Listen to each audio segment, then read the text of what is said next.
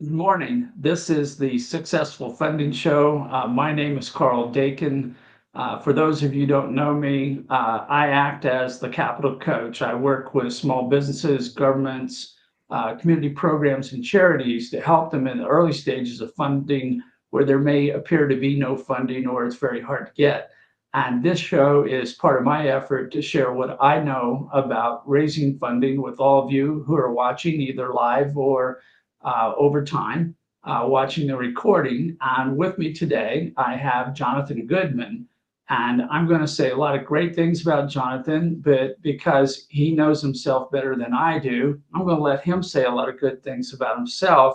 So, Jonathan, for today's audience, if you would do a brief introduction of yourself, how you got to be here today, whether it's by cab or it's a long multi-year adventure, please give them some background. And then we're going to talk about the application of artificial intelligence to business, and I'll particularly emphasize funding.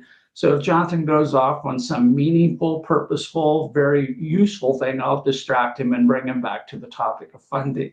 So with that, Jonathan, thanks for being with me this morning on the show. I appreciate your being here. And please brag about yourself. Sure, absolutely. Hi, I'm Jonathan Goodman. I'm the CEO and founder of Halyard Consulting. We've been around for about 15 years. Prior to that, let's see, gosh, start straight from the beginning. I was in the dot coms. I moved to a couple of different businesses throughout the dot com era. Company eventually went public. That was very nice. Then I worked for several Fortune 500 companies, and then I started Halyard Consulting. And Halyard Consulting started off as a website design development company, but then over these last 3 years, we've really gotten into AI, building chatbots, voice bots, AI agents, doing full web development for corporations to streamline their processes. We're starting into government funded projects, and it's there's a lot going on. I can't wait to get in deeper and talk more in detail about it. Yeah, the being an old person, 46 years in the making post school, and that's not including starting my first business at the age of 7. I, as an entrepreneur, as an advisor to entrepreneurs, and working with different things, I currently believe that AI is the greatest technical advance that I've seen in my entire career. And that includes, I started with one of the first PC computers, an old TRS-80 Radio Shack, working through the advancement of computers into everything, seeing the jump to the internet, all the different things along the way. You mentioned the dot-com, another era in craziness of investing that is now reflected in cryptocurrencies. And we get to today, and everything I'm doing with AI, and I use it probably constantly throughout the day in one or more programs or intentional use through one of the large language models. It's just pervasive to everything I do. And I'm getting so much higher efficiency, so much better productivity. I'm improving the quality of my writing, and even my writing has an oversight by Grammarly to help me with the fact that I wasn't trained well in punctuation and grammar in my Kansas upbringings. No fault of my teachers. I'll take full blame for all that. But we're just getting started. I'm working with a number of AI companies that we're moving forward. We're trying to put together some economic development programs wrapped around AI in the arts. I could talk about all the different things. It just seems like an endless horizon. For a business that is probably dabbling or using AI a little bit, where would you start looking at use of AI? Where would you see you're going to get the most bang for your buck? What should I'll save the other 20 questions as we go forward. That's a great question, Carl, because we really at Halyard we look at the company as a three-tiered company. Tier one is very easy: chatbots, implementation, AI agents, things like that.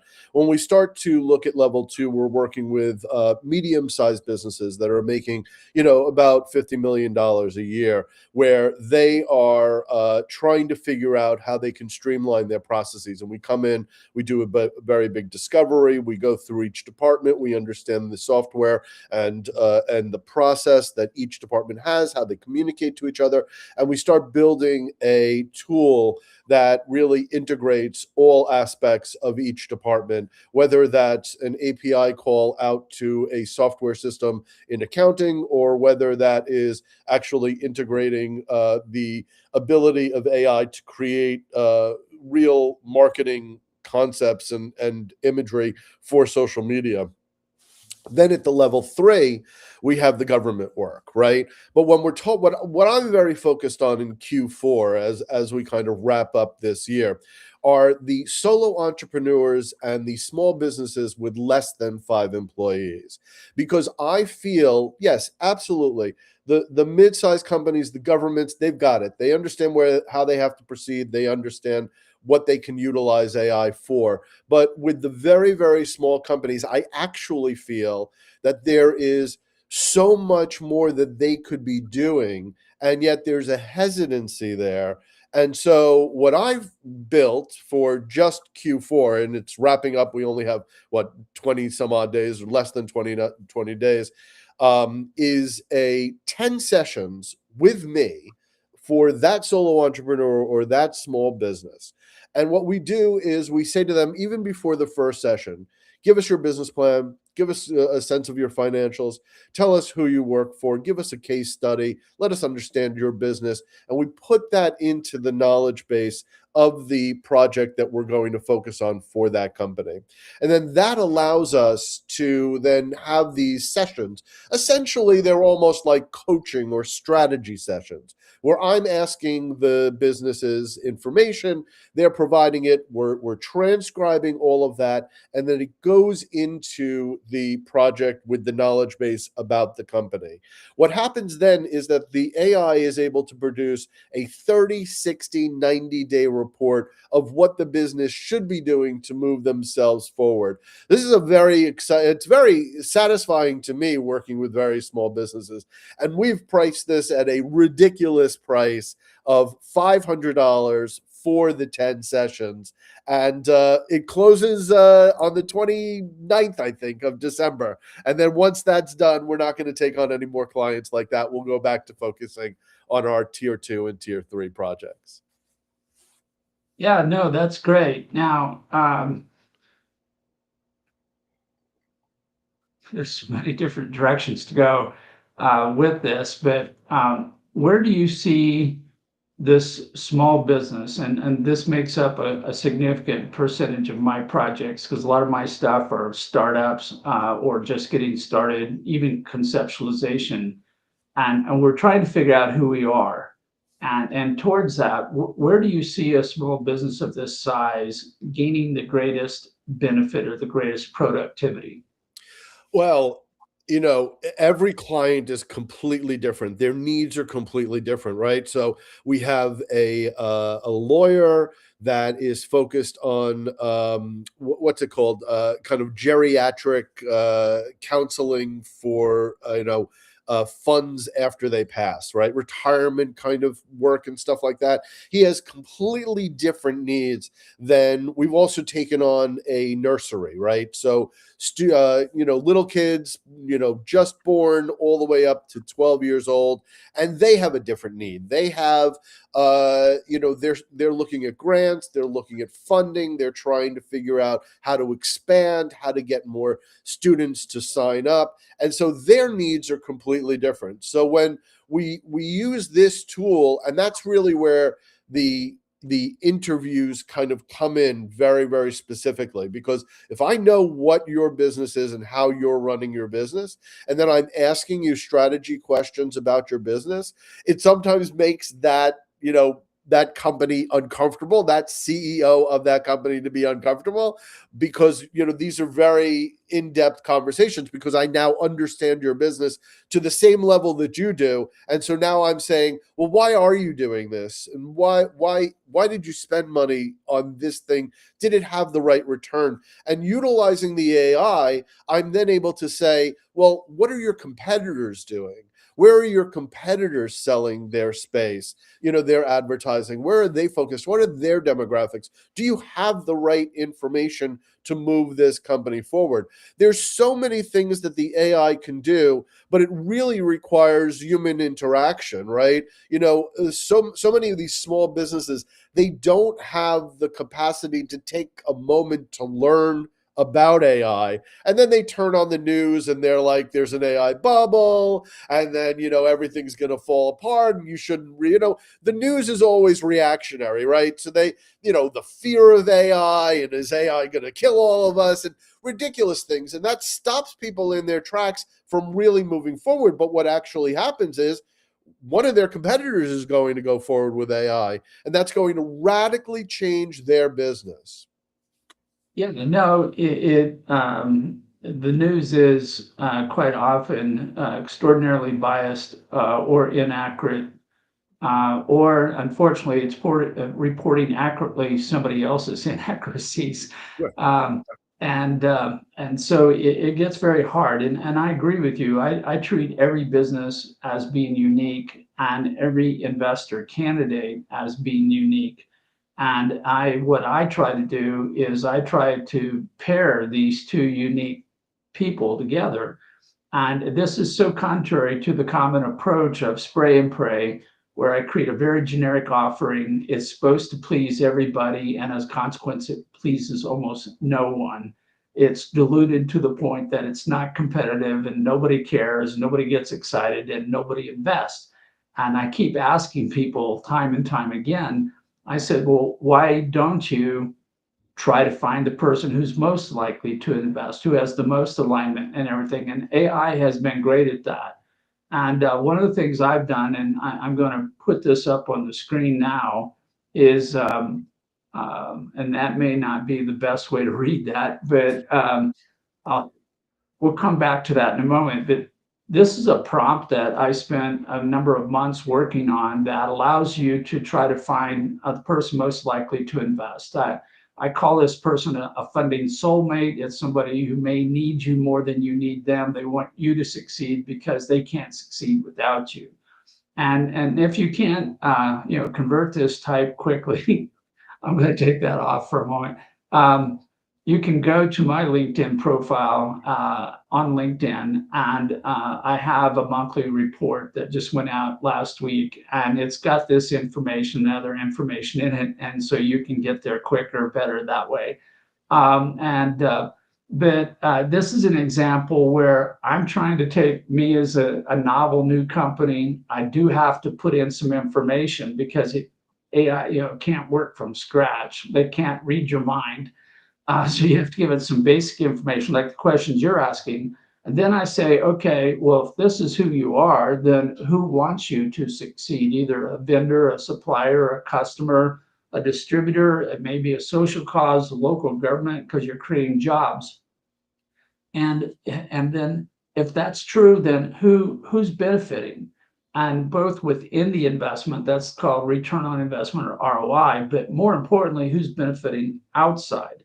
And AI does a pretty good job, but it had to be trained. I had to bring it up to speed over time to go, yes, a customer is a potential investor. And I'm still trying to overcome the bias because for whatever reason, the world views investors only as angels and private equity funds, and they ignore your neighbors or anybody that's in your supply chain. But this is an example where I now, when people contact me for the first time and go, I'm thinking about raising money, I said, well, give me the following information. And I can punch this into this prompt, and it generates a nice 5-6 page document that says, here's people who should care about you. Here's why they should care more or care less. And if you're going to start a list of prioritization of who you should talk to, start with these people rather than these people.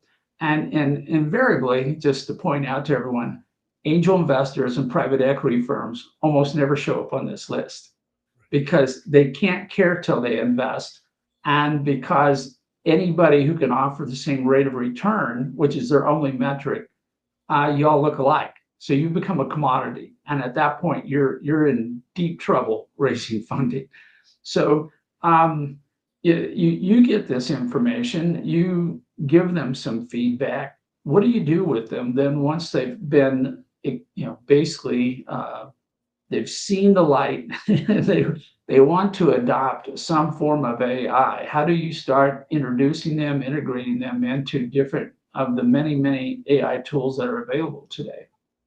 Yeah, again, these are solo entrepreneurs that we're talking about. So these are small businesses that are reluctant to spend a lot of money in terms of applications and AI, and we don't even really, we're not in the market of selling other AI tools. What we're really in the market of is, I don't know if you remember when we used when I had built BoardMate AI, right? I think we talked about that. That was a tool that was essentially going to be your board member, right? Sit on Right. your board and help you make decisions. And so I've kind of taken that concept, personalized it, and now I am the board mate. I am going to sit with you, but in addition to sitting with you, I'm going to have AI by my side. And so that will allow us to kind of understand what the next steps are. And because of the range of the clients that I have, another client of mine, he's a very famous news reporter who retired recently, and now he's training other people to understand how to be interviewed by journalists, how to get yourself noticed, and all of that. And he walks people through these seminars, these full 3-day seminars. It's really an incredible program to understand the dynamics of the demographics that he needs to go for. Is very, very specific because it's such a broad range, right? So anybody can really come to him. Maybe you wrote a book, maybe you have a nonprofit, maybe you have a political agenda, right? And all of those are varying demographics. But at the end of the day, the AI is able to look at all that and provide guidance that really even I couldn't provide to the client. So it's Right. remarkable. And Yeah. Carl, by the way, I just have to say, I read through that's quite an incredible newsletter you have. It's very extensive. You're working on so many projects. It's really incredible.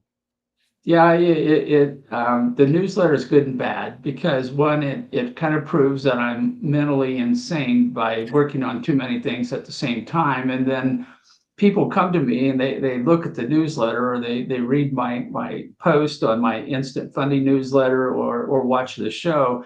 They're going, do you have time to take on another project? And I go, sure. Yeah, sure. And they go, how? And I go, that's magic. That's behind the curtain. Don't worry about that kind of a thing. Yeah. But one of the things I have done to improve my productivity is to the point you just made. I worked with knowledge avatars to create a persona of myself, which I've trained up with all the material, the transcripts from these types of shows, my newsletters, different educational programs I put on. And you can go to my website, which I'll throw up now.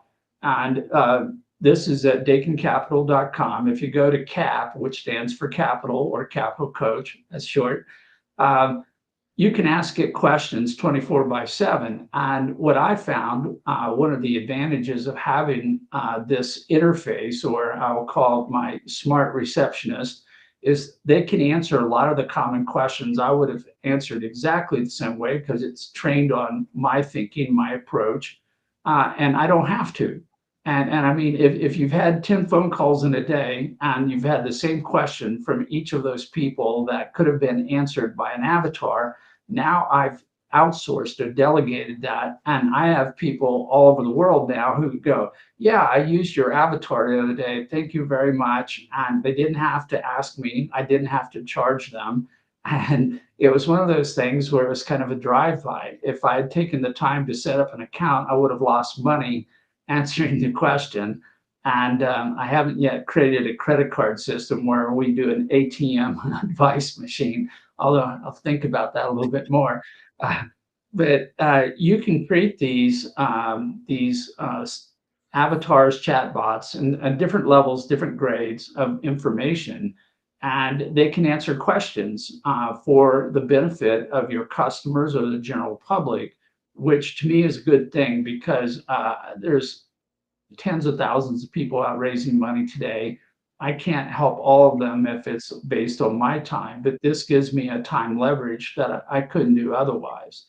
Uh, and um, and to your board of advisors, you're mentioning, using this avatar as an advisor. One of the projects I'm working on now is with knowledge avatars, where mentioned in my report is we're creating historic personas. We started with George Washington as a test case, and we were joking that in this new entity we're going to spin off, we're going to have a board of advisors of the wisest men in history, and we're going to have George Washington, Ben Franklin, people of that status, and we can go to the advisory board with training of who they are and how they thought in their time and so forth, and go, well, I've got this problem. What would you do? And I can get an advisory board to give me an answer that will give me a different perspective. I can get out of my own head, which as a small business entrepreneur, this is one of the hardest challenges because unfortunately you see everything through your eyes and your eyes are limited to who you are and your own experiences. And with 46 years, I'm still learning as fast as I can. I still catch myself in locking into a particular perspective that may be inaccurate or incomplete. So using AI to give you this broader look. And I start off a lot of times when I get a new project in the door, I'm going like, why don't you frame out a business plan for a business that does this, and it'll give me essentially a content or outline, and in that I may see something go, that's right, that should be in there. I wouldn't have put that in there if I were originating this first cut. But to your other point is we're not at a level where AI can do it all. And we've got people talking about agentics, independently autonomous avatar chatbots. And they don't have the capability of creativity, connecting the dots, understanding that humans currently have, or at least some of us have, some of us don't. But so you always requires human interaction. So you've got to give it enough information. You got to push it in the right direction. You got to ask better prompts to get better responses. And in that fashion, though, it will get smarter. Some of the different agents that are out there. And as they get smarter and they understand more, like my CAP has been trained now for about 3.5 years, it's pretty good. It understands that I don't like a safe, type note because I think they're wrong for all the wrong reasons. It understands my bias against how a lot of investment crowdfunding is done, and it's developing a lot of hard opinions, which unfortunately reflect me and my approach to what I'm doing. So once the knowing there's a small budget, I'm using a lot of AI, what I call supported tools, things I would have used in the past that stood on their own, like a CRM, customer relation management software. I may use a writing tool. So I'm using Folk, which if Folk is watching, feel free to sponsor this program. I may name a number of companies for that reason before we're done. I use Grammarly to watch everything I write. And one of the battles I'm having right now is I'll have 4 or 5 different AIs trying to take control of my writing at the same Oh, time. Yeah. okay. So I'm writing a text response on Google email, and this AI steps in and goes, no, you should write it this way. And Grammarly steps in and says, I'll write it this way.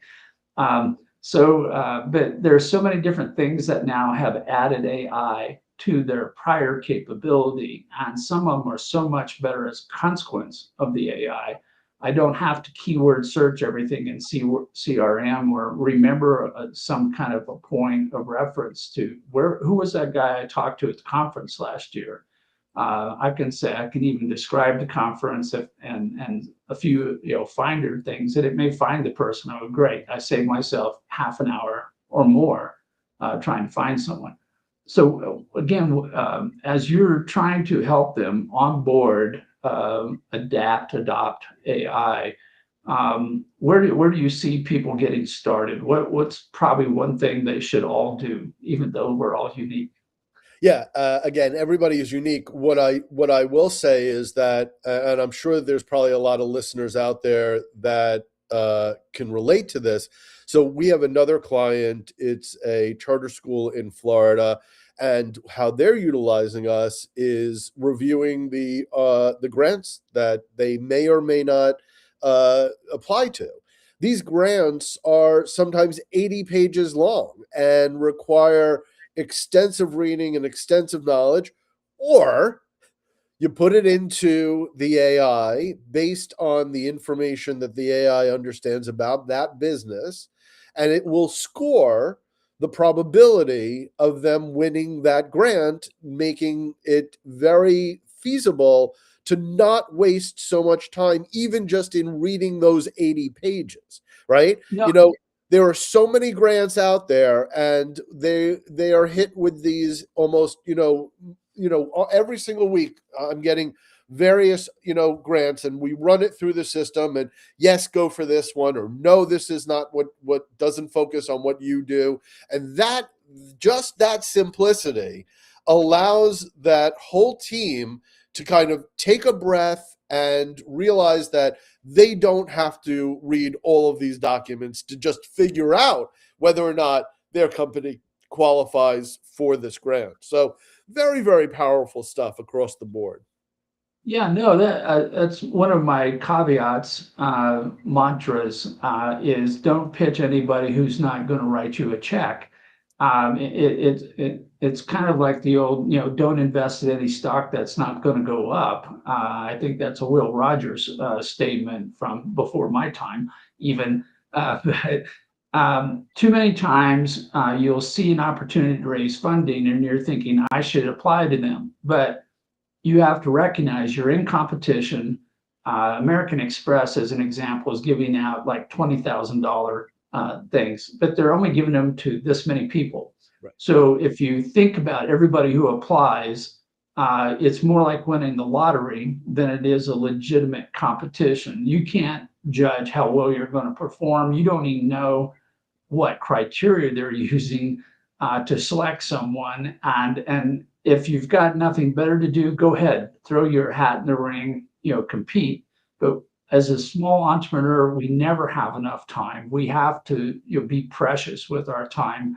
And AI gives you those kinds of tools that you're talking about. And if you can pull up a grant, download it into an AI, and then say, what based on who I am, what's the likelihood of getting this grant? That's such a time saver. And you just can't save enough time. Yeah. You can save all the money you want, but you can't save enough time. Yeah, I mean, another perfect example is internally at level 3 for the government work. We just had a situation where we were extremely excited to move forward with uh, writing a bid for the RFP, and went through the entire, the AI read the entire thing, and then it came back and it said, this requires HIPAA compliance. Yeah. Now, I mean, I've got my software team, we've got our data center, we've got all that stuff, but we don't have HIPAA compliance experience.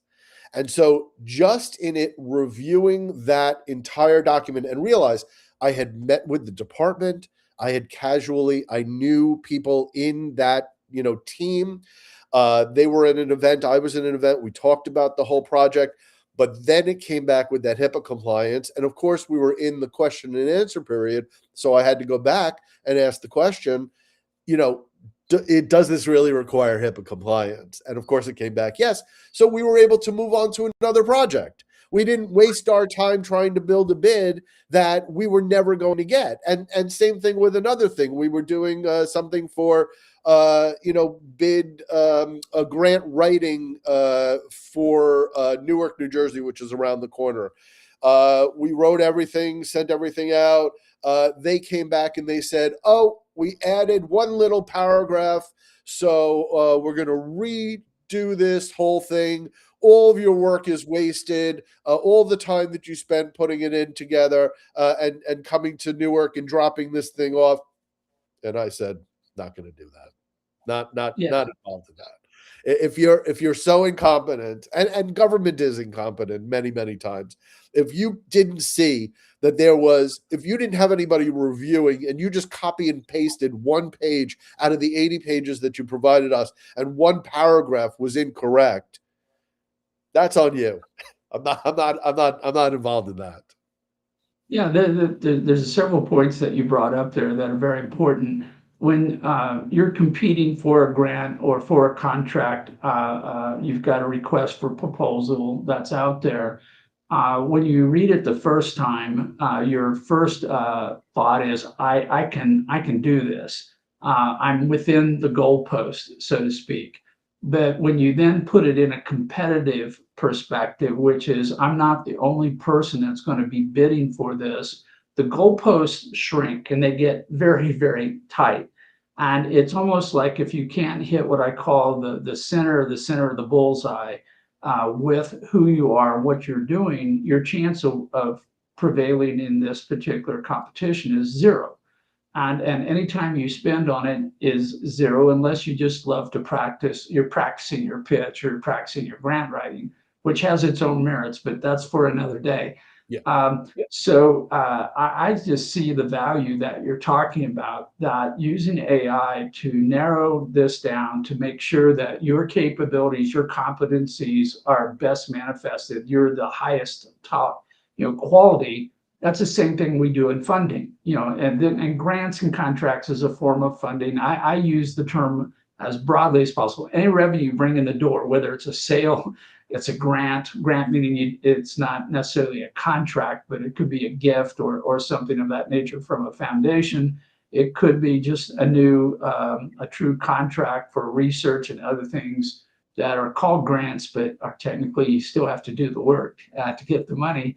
Um, all these are possible. And when you're talking to an investor, and this is the other point you made a comment, that governments aren't necessarily the brightest bulb out there, but one of the challenges that someone with money has, whether I'm a private equity fund manager, I'm an angel investor, I'm a grant person who's putting it out there on behalf of the government, we sometimes don't know what we want, meaning that we have a hard time articulating what it is going to solve our problem because we have a symptom, but we don't necessarily know what the cause is. If we knew what the cause was, we'd probably already be moving down the road to get it fixed.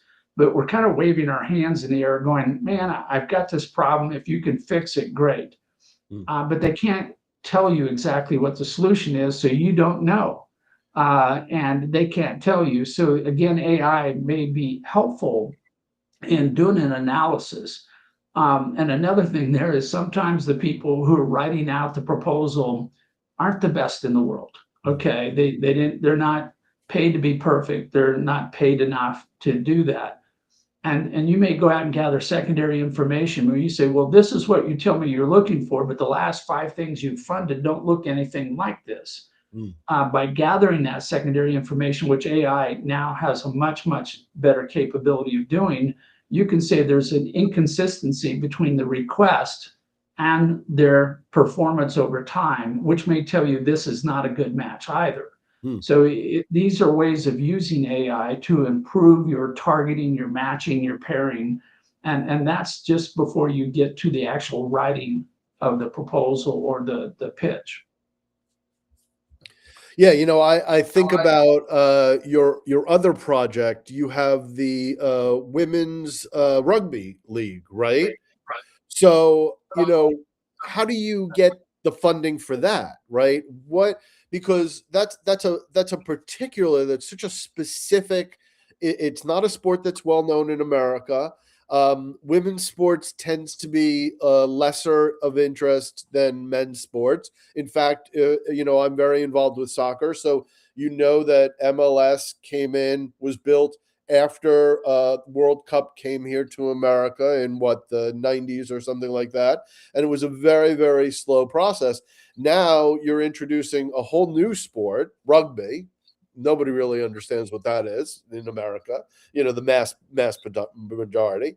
You're starting it off with a women's tiered sport, which is also not very viewed as often as men's sports, but there is still a demographic of individuals who are both rugby and women's sports, excited. And how do you reach those potential contributors to funding this project, right?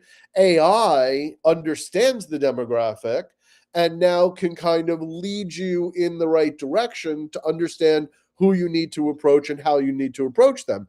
Do you go to the soccer women's sports original investors and say, hey, this is what we're doing with women's sports in 2027?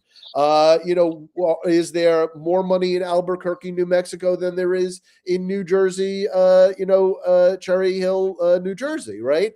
Are there maybe, and AI looks at all of that, right? As long as you have an individual. I mean, again, I've taken many certifications in prompt engineering, not that anybody really needs a prompt engineering degree, but in speaking to that AI, you understand how to massage the data and get to the right solutions. I see some of these AI prompts all the time, and I'm like, well, that's, you're asking for everything at once, right? You're asking, to do all this stuff in one prompt. And I'm like, no, no, no. This is more of a conversation. You're walking down this corridor, you're having a conversation with somebody, a board member, and now you're saying to them, what do I need to look at? And they may say to you, well, where does this fit? Well, that's a question that comes back to you from the AI. You need to be able to respond to that. And that's where that kind of coach strategist is really a key in that. Yeah, that that particular project has been so problematic as for all the reasons you've described, in that we're taking the 18th most popular sport in the United States, and it's not necessarily going to go up in the next year or two. It may continue to go down, despite the World Cup being planned here in 2031 and 2033 for both men's and women. But and the industry itself is one of the fun parts we had. We wrote the first offering memorandum for this, which created a brand new description, a full 360 paradigm. And when it was reviewed by some early investor candidates, it basically said, this is terrible. You're doing this wrong because you're doing it differently than the way it's been done in the past.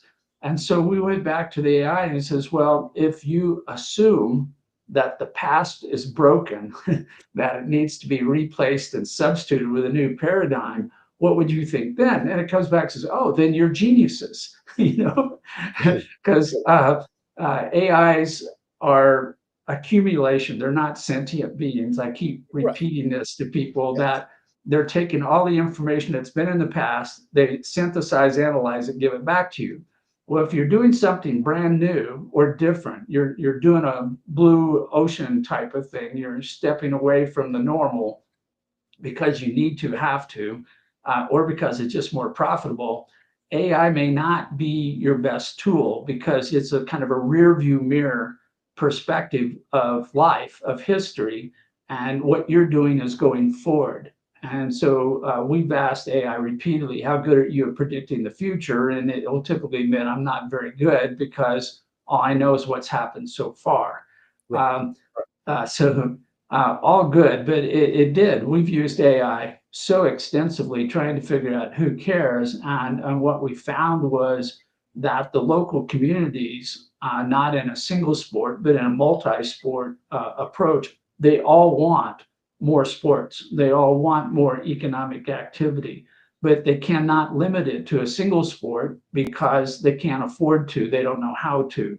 So we're currently talking to multiple communities about what we're calling a multi-sport festival, which is embracing youth sport, which is the primary focus, but also asking everybody else to come back and play sports again for their own health and wellness. And this ends up checking more boxes, creating more economic activity to the point that we can get traction, we get people to work with us. But it's been an iterative process because what looked like immediate low hanging fruit, let's just jump in and set up a women's rugby sports organization, has met all kinds of obstacles that we're still dealing with. I'll just say it as nicely as I can.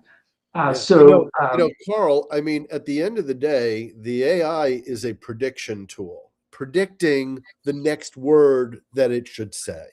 That's all that it is, right? There is no thinking behind it. It's right. taking a mass of information, it's understanding your question, and then it is predicting what it should say, right? It's almost like, interviewing a spy, right? Who has information, he's got all the information, but he's waiting for that question to know how to respond. And so don't think, first of all, AI has wrong information and it produces wrong information.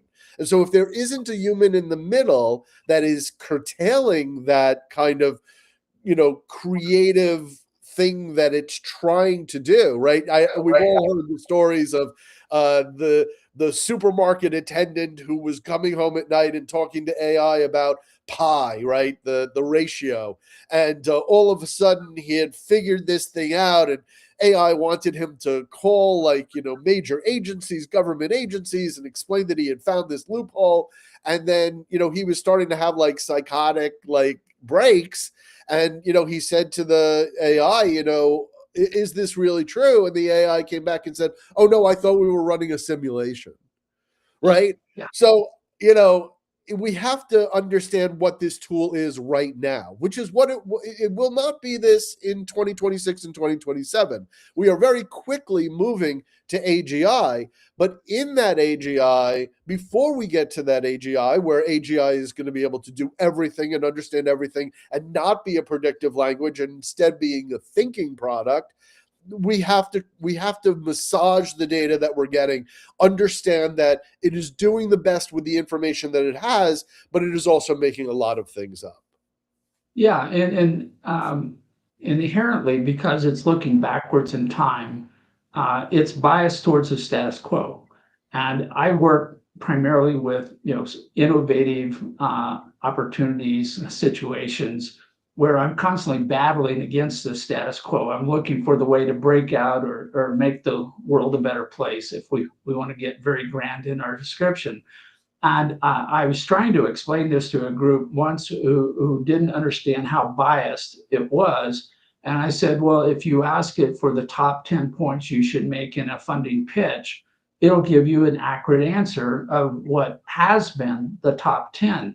But I said, if you're a woman led business, this is the same questions that only resulted in 2% of women getting funding out of all the money that's been spent. And so as a consequence, it's biased towards people making decisions, which tend to look like me, old white guys, because that's what we know, that's what we've done. And it isn't that it's sexist or racist or anything. That's just a statistical norm based upon the volume of information out there.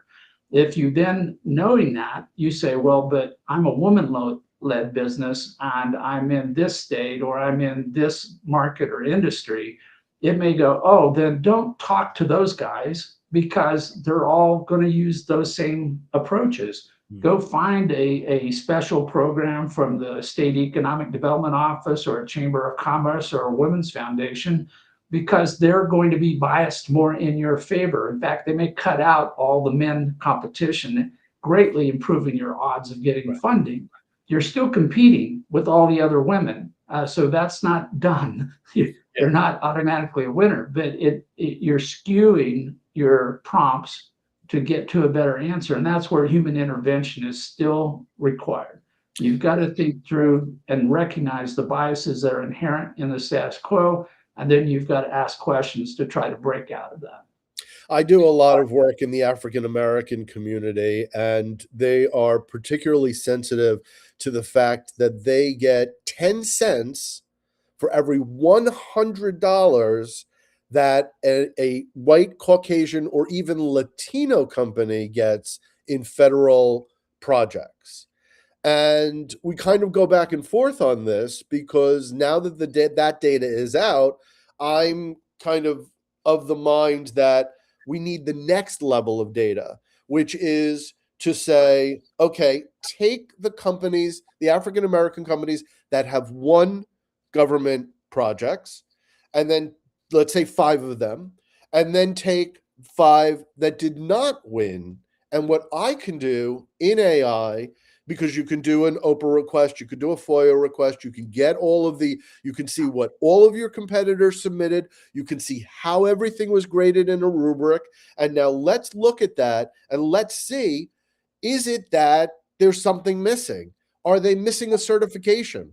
Did they not apply something correctly? Because at the end of the day, and this goes for women too. Okay, if your name is Amanda, you're writing, Miss Amanda Geller, right? And then this other company is, Jelani Richardson. There is bias initially in the naming, but because these are government structures that are rubric based, there are other things where they are not scoring the same as Caucasian owned businesses. And it has nothing to do with skin color or ethnicity or socioeconomic issues. It has to do with, how did you put the proposal together? How is it scored and graded? And, look, if I was doing that pre AI, I'd be charging a lot of money. I have to go do the Oprah request. I have to do the FOIA request. I have to compare all that. I have to read all of the documentation. I have to look at all the rubrics. I have to, understand all this. Or now I can feed this all into an AI with the single purpose objective of telling me why these five didn't win these projects. And I think that's revolutionary. And I think that makes for a level playing field. Yeah, no, I totally agree. I received a pitch deck from a guy looking to set up a new sports center out in California. And if he sees this, he'll know who I'm talking about. But I won't name him directly. But he wrote one of the best pitch decks I've seen this year. And it is December. So I'm counting a whole lot of pitch decks because he identified how much money was needed to come in, and he had calculated through, if they hit their goals, their targets, the specific payback to the investor at different points in time. And even though to me that should be a common element of a pitch deck, it's almost never done. One of the other problems, and the point you made, is that a lot of people come to me claiming to be an impact company, or they're going to make great social value contributions. And in their pitch deck, there'll be nothing about that. They won't tell me how many jobs they create. They won't tell me, what charities they're supporting. They won't tell me how much taxes went to the local government. They won't have any of that information, even though it could all be in there and it would all help tell the whole story, not this little narrow niche story of ROI. And they're pitching to people who are making impact investments. And I've been back and forth with a number of my friends and associates about, where's your impact investment scorecard? And they go, well, it's too subjective. I go, no, it's not. I can quantify even quality elements. I can quantify, even if it's no more on a scale of 1 to 5, I'm going to give it a quantitative value, which I would then put into my pitch deck and go, look, I think that, on a scale of 1 to 100, I can do 65 points on helping out my local community, or buying local, or some other impact element that people generally recognize. And it's never in the pitch deck. And so you're going, now you've just reduced this all to a single dimension of ROI. And any company that offers me one more point of ROI than you is superior to you. Right. But What And you're and using this AI for is to stand out, to make yourself superior, to make yourself truly unique in a positive fashion. and that goes to your point of working in the business and not objectively seeing inside of the business, right? And that's what AI allows you to do. With my, if you're working with a strategy coach, I mean, let's call it a strategy coach, right? They are able to work on your business with you objectively using AI. It's revolutionary. I don't think that I think that too many solo entrepreneurs and small businesses like that are in such a race to just kind of close business, finish business, do well for the year that they're not able to look internally. And this tool helps them do that. Yeah, it actually becomes the best tool in the toolbox. Um, there's so many things you can do with it, and to me, it's like a daily experiment. Can I make this prompt more precise? Can I get there? The one prompt that I talked about earlier, to your point, is it's not truly a single prompt. It's almost like a funnel where I've got prompt after prompt after prompt. So I'm filtering to this level where I start with stakeholders, then I start with those who meet a qualification of an investor candidate, then I try to prioritize those based on the level of benefit. And by the time you get to the end, it still may be lots of people, but if I've cut out 90% of the world's population, I'm that much further along in what I'm doing. And more importantly, as you described it, if they're in that 90% are never going to give me a check, I just won. I saved all that Right. time because I'm not spending time presenting, pitching to someone. We talked about it, the 20 chicken dinner. In the first meeting, you ask the person, "Can you write me a check today if you want to invest?" And if they say no, because I don't have any money right now, then I go, "Thank you very much. We're done." And we move on. Yes. Uh, if you don't ask, you could be 20 chicken dinners down the road with them over 2 or 3 months. And then they go, "Well, I don't have any money right now. I'm waiting to close this real estate deal." Right. I've heard this one as a common reason. Their money's tied up elsewhere. It's working somewhere else, but until they get it out, it's not Right. available to you. Right. Then you're going, "But that doesn't satisfy my need for money yesterday." So, And it also helps me. There are many companies that want to work with us, but depending upon what level they're at, the fees may be exorbitant for them, right? Our discovery for a $10 million to $50 million company is $55,000, which a $50 million company should be able to pay $55,000. If they're not, that's a huge red flag, right? But I don't expect a small business who is bringing in $200,000, $300,000 maybe after taxes, to invest in a $55,000 discovery project. But I do, through the coaching using AI, it does automatically allow me to see who's ready for AI and who's not, right? Because it's such a low price of $500 for 10 sessions that it's almost kind of like a giveaway, right?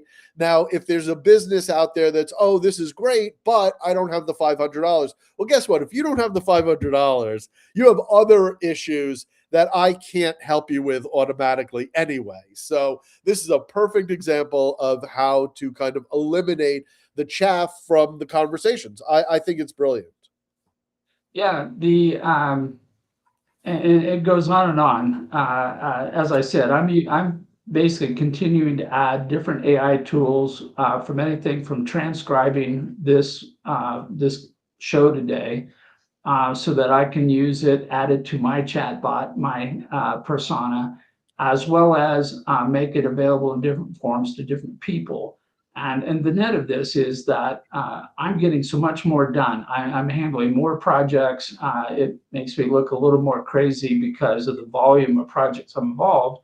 But it's kind of like a tennis match where I volley across and I don't have to do anything until the ball comes back.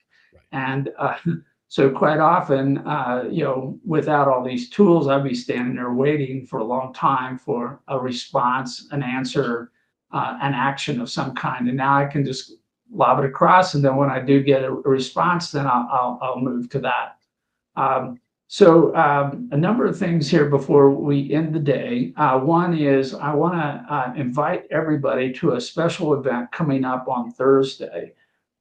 If you go to my LinkedIn profile, you'll see a post yesterday on Zoom Party. This is a game show put together by my friend Omar, and we're going to hold it on Thursday in 2 days from today at 9 a.m. Mountain Time, 11 a.m. Eastern. And I've invited three of my friends and associates to be the contestants, and we're going to test them like Jeopardy on questions about funding. It's going to be completely non-serious, probably non-productive. You may not get anything out of it other than entertainment, but a little joy, during during the holidays here. I'm just going to try to contribute to that. But if you go to my LinkedIn profile, which is shown here on the bottom of the screen, or you just look me up on LinkedIn under Carl Dakin, I'm the only one that will find this posting, and you can watch in on the show that's coming up in 2 days. So you're invited to that. And as I mentioned, I've got my own persona, AI persona Cap on my website. You can go there and you can ask Cap all the questions that you want to ask. And I'm always interested in helping people with funding. So if you send me an email, which apparently I don't have here, but if you send me an email at kdakin@dakincapital.com, I'm happy to put your business through my prompt and give you back that and do a 15-minute chat about the outcome of that for free, no charge, to help point you in the right direction, hopefully nail or knock down a challenge that's standing between you and funding. So with that, though, then I'm going to turn back to my guest, Jonathan. And Jonathan, last closing thoughts for today. What would you like for people to take away with them other than your good looks and kind comments today? Well, thank you, Carl. I do appreciate being interviewed. This is always great. I think this is my second time on the show, right in 2 years. You have got a great audience, very respectful and very attentive. So, look, I mean, if you're a small business, and look, if you're a medium-sized business, you should contact us for real product development for processes of your workflows in the company. If you're a very small business, you should contact us prior to the end of the year and ask us about the $500 AI strategy 10 pack, which is not promoted on our website. It is just word of mouth because these are intense and time consuming for us and cheap for the product for the client. AI is radically changing every single day.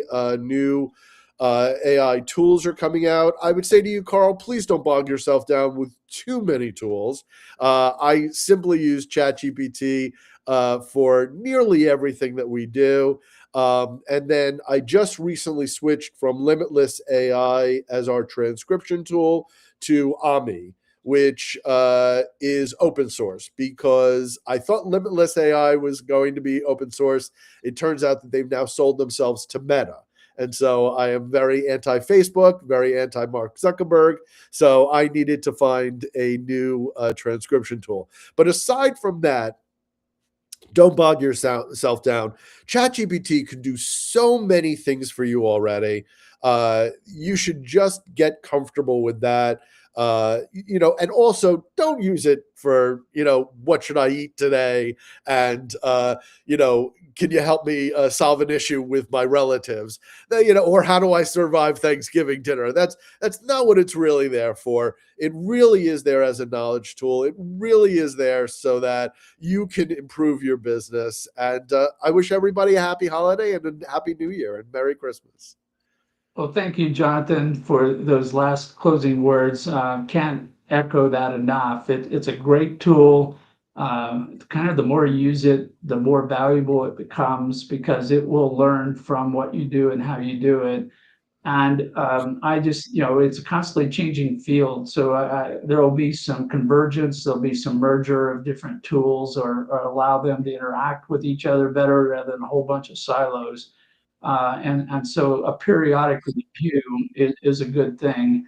And Jonathan, I so much appreciate your making your special offer on my show, bringing this great value more to my viewers than they would get looking at your website, which goes to point out just how valuable I am, why everyone needs to watch this show every time it's on.